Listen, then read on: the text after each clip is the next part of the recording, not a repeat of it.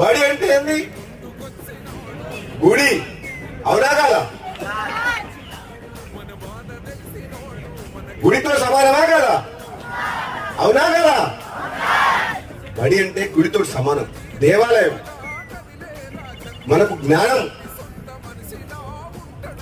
అందుకనే మాతృదేవ భవ, పితృదేవో భవ, ఆచార్య దేవో భవ అన్నారు. అంటే తల్లిదండ్రులు కానీ పెంచి పెద్ద చేస్తే, గురువు ఉపాధ్యాయుడు జ్ఞానం ఇస్తే దాంతో మన జీవితం కొనసాగుతుంది. అందుకని మన జీవితం స్టార్ట్ అయ్యేది ఇక్కడ.